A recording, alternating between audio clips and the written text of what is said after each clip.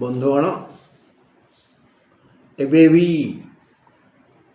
ଆମ ସମାଜ ଯେଉଁମାନଙ୍କୁ କନ୍ୟା ବୋଲି କହେ ସେମାନେ ଅତୀତ ଅନେକ ପୂର୍ବରୁ ଏ ପୃଥିବୀକୁ ଆସିଥିଲେ। ଆମ ମାଙ୍କର ମାଙ୍କର ମାଙ୍କର ମାଙ୍କର ମାଙ୍କର ମାଙ୍କର ମାଙ୍କର ଅନେକ ପୂର୍ବରୁ ସେ ଥିଲେ। ସେଇ ମାତୃସ୍ଥାନୀୟା ଅହଲ୍ୟା, ଦ୍ରୌପଦୀ, କୁନ୍ତୀ, ତାରା, ମନ୍ଦୋଦରୀ। ଅହଲ୍ୟା, ଦ୍ରୌପଦୀ, କୁନ୍ତୀ, ତାରା, ମନ୍ଦୋଦରୀ। এই ପଞ୍ଚୈତେ ପଞ୍ଚକନ୍ୟକା। ଏଣୁ ଏଇ ମା ମାନଙ୍କୁ, ଏଇ କନ୍ୟାମାନଙ୍କୁ ଆଗେ ନମସ୍କାର କରିବା। ସର୍ବେଭ୍ୟୋ କନ୍ୟା ରୂପିଣେ ମାତୃଭ୍ୟୋ ନମଃ। ତାପରେ କାର୍ଯ୍ୟକ୍ରମ ଆରମ୍ଭ କରିବା। ଗ୍ରହ କିଛି ବଦଳି ନାହାନ୍ତି, ପ୍ରାୟ ସମସ୍ତେ ଠିକ୍ଠାକ୍ ଜାଗାରେ ଅଛନ୍ତି। କେବଳ କହିଦେଉଛି, ମିଥୁନରେ ମଙ୍ଗଳ, କର୍କଟରେ ବୁଧ ଆଉ ବୃହସ୍ପତି, ସିଂହରେ ରବି ଓ କେତୁ, କନ୍ୟାରେ ଶୁକ୍ର, ବିଛାରେ ଚନ୍ଦ୍ରମା, କୁମ୍ଭରେ ରାହୁ, ମୀନରେ ଶନି ଅଛନ୍ତି। ଏହି ନବଗ୍ରହଙ୍କର କଲ୍ୟାଣରୁ ଆମେ ଶ୍ୱାସକ୍ରିୟା କରିପାରୁଛେ। ସେମାନେ କିଏ? ଯାହାକୁ ବିଧାତା କହୁଛେ, ଯେ ନିର୍ଗୁଣ, ଯାହାର ଅନ୍ତ ନାହିଁ, ଅନାଦି, ତାଙ୍କରି ଅଙ୍ଗ ପରା। ତେଣୁ ସେ ବିଧାତାଙ୍କ କଲ୍ୟାଣରୁ ଆମେ ସମସ୍ତେ ବଞ୍ଚିଛେ। ଏଇ ଗୋଟେ ବଡ଼ କଥା। ଆସନ୍ତୁ ଆଲୋଚନା କରିବା। ଆଜି ଆମେ ଆଲୋଚନା କରିବା 21 ତାରିଖ ଶୁକ୍ରବାରକୁ ନେଇ। ଏ ଦିନ ଶୁକ୍ରବାର ଦିନ ସୂର୍ଯ୍ୟ ଉଦୟ ହେବେ 5ଟା 29 ପରେ, ଅସ୍ତ ଯିବେ 6ଟା 9 ପରେ। ମନ୍ଦ ସମୟ 10ଟା, ଦିନ 10ଟା13ରୁ 11ଟା 47, ଦିନ 10ଟା13ରୁ 11ଟା 47। ଆଉ ଏ ଦିନ କିଏ କ'ଣ ସୁଖ ଭୋଗିବେ, କ'ଣ ଦୁଃଖ ଭୋଗିବେ? ମେଷ ରାଶି। ଶୁକ୍ରବାର 21 ତାରିଖ ମେଷ ରାଶି ପାଇଁ ଏକ କଷ୍ଟ ସହିବାର ଦିନ। ଆଜି ଶୁକ୍ରବାର, କଷ୍ଟ ସହିବାର ଦିନ। ପାଟି ଖୋଲିଲେ ଅପମାନିତ ହେବାକୁ ପଡ଼ିବ। ପୁରାତନ ରୋଗ ପୀଡ଼ା ଦେବା ସହ ନୂତନ ରୋଗ ଦେଖାଦେବ। ମନ ଭାଙ୍ଗି ପଡ଼ିବ, ଶାନ୍ତି ବ୍ୟାହତ ହେବ। ଘରେ ବାହାରେ ସର୍ବତ୍ର ବିପଦ। ଭାଗ୍ୟାଧିପ ମଙ୍ଗଳ ଅବଶ୍ୟ ସହାୟ ହେବେ। ରାହୁ ସୁରକ୍ଷା ଦେବେ। ତଳେ ପଡ଼ିବା ପୂର୍ବରୁ କେହି ଉଠାଇ ଦେବେ, ତଥାପି ଦୁର୍ଘଟଣାକୁ ଏଡ଼େଇ ଦିଆଯାଇ ନପାରେ। ସୁତରାଂ ଅତି ଆବଶ୍ୟକ ନଥିଲେ କୁଆଡ଼େ ଯାଆନ୍ତୁନି। ଆୟ ଅମଳ ଦିଗ ପ୍ରାୟ ବନ୍ଦ। କୃତ୍ତିକା ନକ୍ଷତ୍ରର ଅଶୁଭ ସମୟ ଦିନ 11ଟା 53 ଠାରୁ ପରଦିନ 2ଟା 48 ଯାଏ। ହଁ ବନ୍ଧୁ, ଈଶ୍ୱର ହିଁ ସହାୟ। ବୃଷ ରାଶି। ଶୁକ୍ରବାର 21 ତାରିଖ ବୃଷ ରାଶି। ଅନ୍ଧାରରୁ ଆମକୁ ଆଲୋକକୁ ଆଣନ୍ତି ସୂର୍ଯ୍ୟ। ହେ ବୃଷ ରାଶି ଜନତା, ଅନ୍ଧାରରୁ ଆମକୁ ଆଲୋକକୁ ଆଣନ୍ତି ସୂର୍ଯ୍ୟ। ଭାଗ୍ୟ ରବି ଦୁଃଖରୁ ଆଣି ସୁଖରେ ଛାଡ଼ନ୍ତି। କିଏ? ଭାଗ୍ୟ ରବି। ସିଏ ଗୋଟେ ରବି, ଇଏ ଗୋଟେ ରବି। ଆଜିର ଏ ଭାଗ୍ୟ ରବିଙ୍କ ପାଇଁ ଦେହର କୌଣସି ଅଙ୍ଗ ଅଧିକ ବାଧା ପାଇବ। ଏହି ଭାଗ୍ୟ ରବି ବୃଷ ରାଶିଧାରୀ ଜନତାଙ୍କର କୌଣସି ଏକ ନିର୍ଦ୍ଦିଷ୍ଟ ଅଙ୍ଗରେ ଆଜି ପୀଡ଼ା ଦେବେ। ଆଉ ଏଇ ପୀଡ଼ା ସେତେ ଅଧିକ ବାଧା ଦେବନି। ରାଶ୍ୟାଧିପ ଶୁକ୍ର ସୁରକ୍ଷା ଦେବେ। ଧନ ପ୍ରାପ୍ତି ଯୋଗ ଅଛି। ଏ ଯୋଗ ଆଜି ବଳବତ୍ତର ରହିବ। ଶୁକ୍ରବାର ହେତୁ ଅଧିକ ରୋଜଗାର କରିବେ। ନିତ୍ୟ କୃତ ବୃତ୍ତି ବ୍ୟବସାୟ ସେବାରୁ ବଢ଼ିଆ ଆୟ ହେବ। ଯଦି ଯୋଜନାନୁସାରେ ପ୍ରୟାସ ଠିକ୍ଠାକ୍ କରାଯିବ, ତେବେ ରୋଜଗାର ସୀମାତୀତ ହେବ। ଦେହପାର ସମସ୍ୟା ନାହିଁ। ମୃଗଶିରା ନକ୍ଷତ୍ରର ଦିନ 11ଟା 53ରୁ ପରଦିନ 2ଟା 48 ଯାଏ ଅଶୁଭ। ଆଜି ବନ୍ଧୁ ସମ୍ପର୍କ ଭଲ ରହିବ। ରଖିପାରିଲେ ହେଲା ନା ଆଉ। ହଁ, ମିଥୁନ ରାଶି ଶୁକ୍ରବାର 21 ତାରିଖ ମିଥୁନ ରାଶିର ଅର୍ଥ ଲାଭ ଯୋଗ ଅଛି। କେବଳ ଅର୍ଥ ଲାଭ କାହିଁକି, ମନୁଷ୍ୟର ଆବଶ୍ୟକତା ମୁତାବକ ବିବିଧ ଲାଭ ହେବ।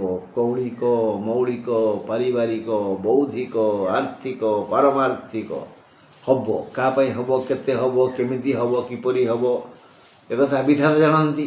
ଆଚ୍ଛା, ଇଏ ଲାଭ କର୍ମ ଅନୁସାରେ ହେବ। କର୍ମ ଯଦି ସତ୍, ତେବେ ଲାଭ ଉନ୍ନତି କାରକ ହେବ। ଲାଭ ଉନ୍ନତି କାରକ ହେବ। ଶାରୀରିକ ଇଏ ଲାଭ କର୍ମ ଅନୁସାରେ ହେବ। ଆଉ ଶାରୀରିକ ସମସ୍ୟା ନାହିଁ, ମାନସିକ ଶାନ୍ତି ବା ଆର୍ଥିକ ସୁଖ ମିଳିବ। ପୂର୍ବ ଧାର କରଜ ବି ଫେରସ୍ତ ଆସି ସୂଚନା ଅଛି। କିଛି ଉପହାର ପାଇପାରନ୍ତି। ଏ ଯେଉଁ ଲାଭ, ବିଭିନ୍ନ ଲାଭ ହେବ। କାହାକୁ କ'ଣ ଲାଭ ହେବ, କିଏ କ'ଣ ଚାହୁଁଛି, ସେଥିପାଇଁ ଯତ୍ନ କେତେ କରୁଛି। ମୁଁ ଚାହୁଁଛି ମୋ ବାଡ଼ିରେ କାକୁଡ଼ି ଫଳ, ଏଥିପାଇଁ ମୁଁ ଯତ୍ନ କରିବି ନା ଖାଲି ଉପରୁ ବନେଇ କହିବି କାକୁଡ଼ି ଫଳୁ ନାହିଁ। ଲାଭ ହେବ କର୍ମ ଅନୁସାରେ। ଆସନ୍ତୁ ଯିବା କର୍କଟ ପାଖକୁ। ଆଉ ମିଥୁନ ବିଷୟରେ ଆଉ ଧାଡ଼ି ରହିଗଲା। ଆର୍ଦ୍ରା ନକ୍ଷତ୍ରର ଦିନ 11:53 ଠାରୁ ପରଦିନ 2:48 ଯାଏ ଅଶୁଭ। ଆର୍ଦ୍ରା ନକ୍ଷତ୍ର ମିଥୁନ ରାଶି, ଆର୍ଦ୍ରା ନକ୍ଷତ୍ର ଅଶୁଭ। ଶୁକ୍ରବାର 21 ତାରିଖ କର୍କଟ ରାଶି। ଆଜି ବାୟୁ ବୃଦ୍ଧି ଜନିତ ରୋଗ ହେବ, ମାନେ ଗ୍ୟାସ୍ ବଢ଼ିଯିବ। ଟାଙ୍କି ନୁହଁ, ପେଟରେ ଗ୍ୟାସ୍ ବଢ଼ିଯିବ। ମାନେ ଗ୍ୟାସ୍ ଯୋଗୁଁ ପୀଡ଼ା ପାଇବେ। ଚନ୍ଦ୍ରମା ଯିଏକି ଭାଗ୍ୟାଧିପ, ସେ ପ୍ରସନ୍ନ ଅଛନ୍ତି। ଏଣୁ ଏଇ ଗ୍ୟାସ୍ ଜନିତ ପୀଡ଼ା କମିଯିବ, ସେତେ କଷ୍ଟ ଦେବନି। ବିବିଧ ସୁଖର ସମ୍ଭାର ନେଇ ଆଜି ଭାଗ୍ୟରେ ବି ଆସିବେ। ବୁଦ୍ଧି ବିବେକର ସୁବିନିଯୋଗ କଲେ ଏହି ସମସ୍ତ ସୁଖ ସୁଲଭ ହେବ। ଆୟ ଅମଳ ଯୋଗ ଅଛି। ଯଥା ସମୟରେ ଯଥୋଚିତ କର୍ମ କଲେ କର୍ମଭୂମି ଏ ସୁଖର କାରଣ। ଅର୍ଥ ଦାନ କରିବ, ମାନେ ଖାଲି ଟିକେ ଗ୍ୟାସ୍ ସମସ୍ୟା, ଆଉ କିଛି ନାହିଁ, ଆଉ ସବୁ ଭଲ। ଅଶ୍ଳେଷା ନକ୍ଷତ୍ରର ଦିନ 11:53 ଠାରୁ ପରଦିନ 2:48 ଯାଏ ଅଶୁଭ। ନକ୍ଷତ୍ର ଅଶ୍ଳେଷା। ଦେଖିବା ସିଂହ କ'ଣ କହୁଛନ୍ତି। ଶୁକ୍ରବାର 21 ତାରିଖ ସିଂହ ରାଶି। ପଡ଼ୋଶୀଙ୍କ ସହିତ ମତାନ୍ତର ଓ ମନାନ୍ତର ହୋଇପାରେ। ଆଜି କଳହ ଯୋଗ। ଯେ ବୁଦ୍ଧିମାନ ସେ ଚୁପ୍ ରହିବ, ଯେ ଜ୍ଞାନୀ ସେ କେବେ କଣ୍ଟା ବାଡ଼ ଲଗା ପକାଇ ଚିରିବ ନାହିଁ। ଆଉ ଯିଏ ମୂର୍ଖ, ମୋତେ ସେ କାହିଁ କହିଲା ନା, ମୁଁ ଛାଡ଼ିବା ଲୋକ ନୁହଁ ଇତ୍ୟାଦି। ଆଜି ମନାନ୍ତର ମତାନ୍ତର ଯୋଗ ହେବ ପଡ଼ିଶାଙ୍କ ସହିତ, କାରଣ ଆଜି କଳହ ଯୋଗ ଅଛି। ଏଣୁ ନୀରବ ରହିବା ଜ୍ଞାନ ଲକ୍ଷଣ। ପୁରୁଣା ରୋଗ ପୀଡ଼ା ଦେବ। ଯାତାୟାତ ସମୟରେ ରାସ୍ତାରେ ହଇରାଣ ହେବାର ଯୋଗ ଅଛି। ସବୁ କାମ ପାଇଁ ବାଧା ବନ୍ଧନ ଭୟ ଅଛି। ଆଜ ଏକ ବିଶୃଙ୍ଖଳିତ ଜୀବନ। ଯଥା ସମୟରେ ଭୋଜନ କରିପାରିବେନି, ରନ୍ଧା ଖାଦ୍ୟ ମିଳିବନି। ଭଲ କାମ କରିବା ପାଇଁ ମନକୁ ସଦ୍ବୁଦ୍ଧି ଆସିବନି, ମନ୍ଦ ବୁଦ୍ଧି ମୁଣ୍ଡକୁ ଆସିବ। ଅନ୍ୟର ମୁଁ କେମିତି କ୍ଷତି କରିବି। ଉତ୍ତର ଫାଲ୍ଗୁନ ନକ୍ଷତ୍ରର ଦିନ 11:53 ଠାରୁ ପରଦିନ 2:48 ଯାଏ ଅଶୁଭ।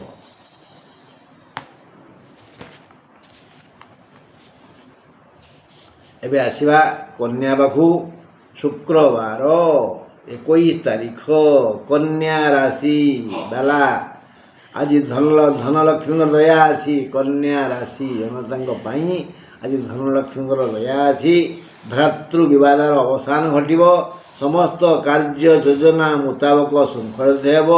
ଯେମିତି ଯୋଜନା କରିଥିବେ ସେମିତି କାର୍ଯ୍ୟ ହେବ। ବିଘ୍ନ ହେବନି, ବାଧା ଆସିବନି, କେହି ଡିଷ୍ଟର୍ବ କରିବେନି। ଦୂର ବନ୍ଧୁଙ୍କୁ ପାଖରେ ପାଇବେ।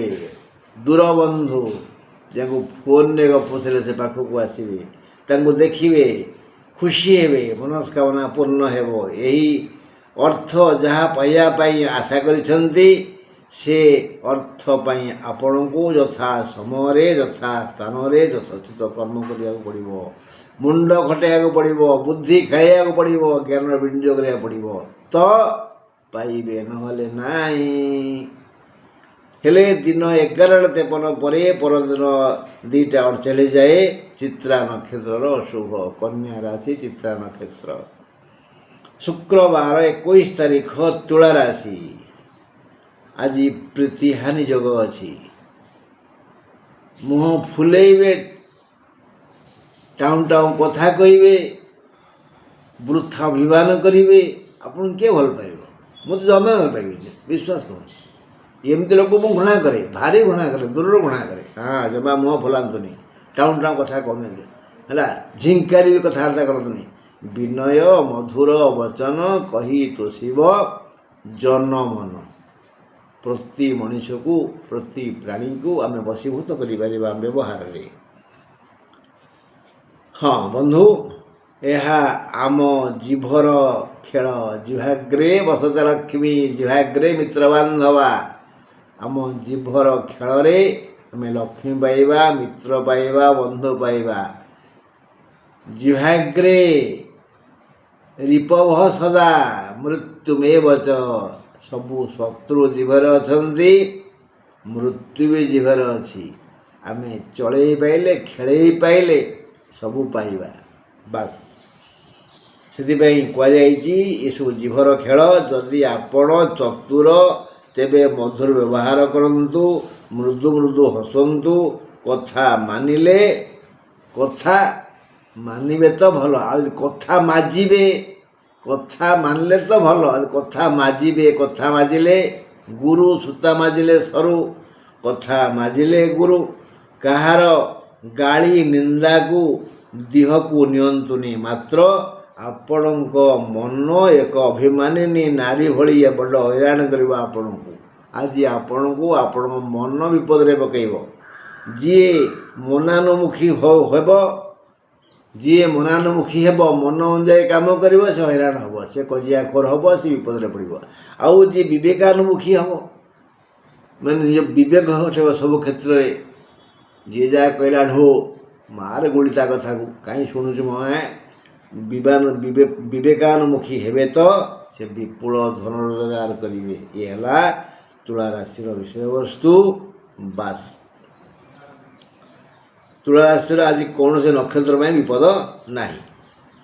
ଶୁକ୍ରବାର 21 ତାରିଖ ବିଛା ରାଶିକୁ ସୁଖର ସବୁ ଦ୍ୱାର ଉନ୍ମୁକ୍ତ। ବିଛା ରାଶି ପାଇଁ ଆଜି ସର୍ବବିଧ ସୁଖ ଅଛି। ହେଲେ ଏ ସୁଖକୁ ସାଉଁଟିବାକୁ ପଡ଼ିବ ନା। ଆଉ ସବୁ ପ୍ରକାର ସୁଖ, ଆର୍ଥିକ, ମାନସିକ, କାୟିକ, ବୌଦ୍ଧିକ, ପାରମାର୍ଥିକ, କୌଳିକ, ମୌଳିକ, ସାମାଜିକ, ମାନସିକ ସବୁ ସୁଖ ଅଛି। ହେଲେ ବୁଦ୍ଧିମାନ ଏ ସବୁ ସୁଖକୁ ସଂଗ୍ରହ କରିପାରିବେ। ଯିଏ ବୋକା ସେ ଚାହିଁଥିବେ, ଆଉ ଖାଲି କହୁଥିବେ ମାରିଲେ ମହାପାତ୍ରେ। ସୁଖ ପାଇଁ ଆଜି ବଢ଼ିଆ ଦିନ। ବାନ୍ଧି ଜାଣିଲେ ମଥା, କହି ଜାଣିଲେ କଥା ସୁନ୍ଦର।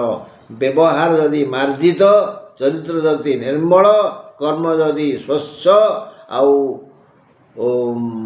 ମନ ଯଦି ନ୍ୟାୟସଙ୍ଗତ, ତେବେ ଆଜି ଦିଗ୍ବିଜୟୀ ଯୋଦ୍ଧା ପରି ସହଜରେ ଧନ, ଜନ, ଗୋପ, ଲକ୍ଷ୍ମୀଙ୍କୁ କରଗତ କରିପାରିବେ। ଅସମ୍ଭବ ବୋଲି କିଛି ଜଣାପଡ଼ିବନି। ଦେହ ଓ ମନ ସୁସ୍ଥ ରହିବ। ଆୟ ଅମଳ ବଢ଼ିଆ ହେବ। ମନ ଲାଖି ଜନ ପାଖେ ପାଖେ ରହି ସହଯୋଗ କରିବେ। ଦିନ 11:53 ପରେ ପରଦିନ 2:48 ଯାଏ ଜ୍ୟେଷ୍ଠା ନକ୍ଷତ୍ରର ଅଶୁଭ। ଏବେ ଆଲୋଚନା କରିବା ଧନୁରାଶି କଥା। ଶୁକ୍ରବାର 21 ତାରିଖ ଧନୁରାଶି ପାଇଁ ମନ ଲାଖି କିଛି ମିଳିବନି। ମନ ଲାଖି କିଛି ମିଳିବନି। ତେଣୁ ସବୁ ଚାଲିଯିବ ହାତରୁ। ଆଜି ସବୁ ଚାଲିଯିବ। ମନ ଲାଖି ଧନ, ଜନ, ଗୋପ, ଲକ୍ଷ୍ମୀ କିଛି ମିଳିବନି। ସବୁ ଦୂରେଇ ଯିବ। ତେଣୁ ଭାରି ବାଧିବ। ଅସନ୍ତୋଷ ବୋଧ କରିବେ। ଋଣଦାତା ଦେଇଥିବା ଧନ ମାଗି ଆସି ଆଗେ ସେ ସମ୍ମାନ ହରଣ କରିବେ। ଯୋଜନାନୁସାରେ କୌଣସି କାର୍ଯ୍ୟ ହୋଇପାରିବନି। ଏଣୁ ସମୟ ନଷ୍ଟ ହେବ, ଦେହ ଖରାପ ହେବ, ସ୍ୱାସ୍ଥ୍ୟ ହାନି ହେବ। ଆଜି ଖର୍ଚ୍ଚ ବଢ଼ିଯିବ, ଆୟ ଜମା ହେବନି, ଖର୍ଚ୍ଚ ବଢ଼ିଯିବ। ରୋଜଗାର ହେବନି। ଯାତ୍ରା କାଳରେ ଯାନବାହନ ହଇରାଣ କରିବେ। ଯଥାରେ ପୁଣି ଅଯଥାରେ ଖର୍ଚ୍ଚ ହେବ। ଯଥା ଖର୍ଚ୍ଚ କିଛି ହେବ, ଅଯଥା ଖର୍ଚ୍ଚ କିଛି ହେବ। ତେଣୁ ଆୟ ଅମଳ ହେବନି ଜାଣି ବି ଭାଙ୍ଗି ପଡ଼ିବେ। ଧନୁରାଶିର ଲୋକେ ଯଦି ଧୈର୍ଯ୍ୟ ଖୁଣ୍ଟକୁ କୁଣ୍ଢେଇ ଧରିବେ, ଧୈର୍ଯ୍ୟ ଖୁଣ୍ଟ, ତାହେଲେ କିଛି ହେବନି। ଗୋଟିଏ କଥା ମନକୁ ଆସିବ ଯେ ବିଧାତାଙ୍କ ଇଚ୍ଛାରେ ତ ପବନ ବହେ, ଗଛରୁ ପତ୍ର ବସେ, ଫୁଲ ଫୁଟେ, ରଙ୍ଗ ବେରଙ୍ଗର ଶୋଭା ସୃଷ୍ଟି ହୁଏ। ସିଏ ହିଁ ଦେଲେ, ସିଏ ହିଁ ନେଲେ, ଏଇ ଭାବନା ଆସିଲେ କିଛି ହେବନି। ଧନୁରାଶି ଗଲା। ଦିନ 11:53 ଠାରୁ ପୂର୍ବାଷାଢ଼ା ନକ୍ଷତ୍ରର ଅଶୁଭ ସମୟ ଆସିବ। ପରଦିନ 2:48 ଯାଏ। ଧନୁରାଶି ପୂର୍ବାଷାଢ଼ା ନକ୍ଷତ୍ରର ଦିନ 11:53 ଠାରୁ ପରଦିନ 2:48 ଯାଏ ଅଶୁଭ। ମକର କଥା। ଶୁକ୍ରବାର 21 ତାରିଖ ମକର ରାଶିର ସମସ୍ତ ପ୍ରକାର ସୁଖ ଆସିବ। ସମସ୍ତ ପ୍ରକାର ସୁଖ ପାଇ ଆଜି ଖୁସି ହେବେ। ଫଳନ୍ତି ଗଛ ଫୋପଡ଼ ସହେ। ଆପଣ ଆଜି ପର ସେବାରେ ମନ ଦେବେ, କିନ୍ତୁ କିଛି ଲୋକ ଥଟ୍ଟା କରିବେ, ପରିହାସ କରିବେ। ମନେ ରଖିବେ, ଫଳନ୍ତି ଗଛ ଫୋପଡ଼ ସହେ। ଯେତେବେଳେ ଆମେ ପର ଉପକାର କରିବା, ପର ସେବା କରିବା, ବହୁତ ଲୋକ ବିଭିନ୍ନ କଥା କହିବେ। ଛଡ଼ା ଦେଖେଇ ହେଉଛି, ଦେଖୁନୁ ଚିତା ପିନ୍ଧିଲାଣି, ରେ ବାବା, ଥଟ୍ଟା କରିବେ। ସାବଧାନ, କାହା କଥା କାନକୁ ନେବେନି। ଫଳନ୍ତି ଗଛ ଫୋପଡ଼ ସହେ, ଏଇଟା ମୁଣ୍ଡରେ ରହିବା ଉଚିତ। ଆଜି ପର ସେବାରେ ମନ ଦେବେ, ଉପକାର କରି ସମ୍ମାନିତ ହେବେ। ନିରୋଗ ରହି ମନ ଖୋଲା ହସ ହସି ପାରିବେ। ବ୍ୟବସାୟ ଛୋଟ ବା ବଡ଼, ସେ ସଂସ୍ଥାରୁ ଆଜି ଆଶାତୀତ ଆୟ ହେବ। ରୋଜଗାର ବଢ଼ିଯିବ, ଭଲ ଲାଭ ବି ହେବ। ଦୈନିକ କରୁଥିବା ବୃତ୍ତିରୁ ଅଧିକ ଆୟ ହେବ। ଦେହ ମନ ଉଭୟ ସୁସ୍ଥ ରହିବେ।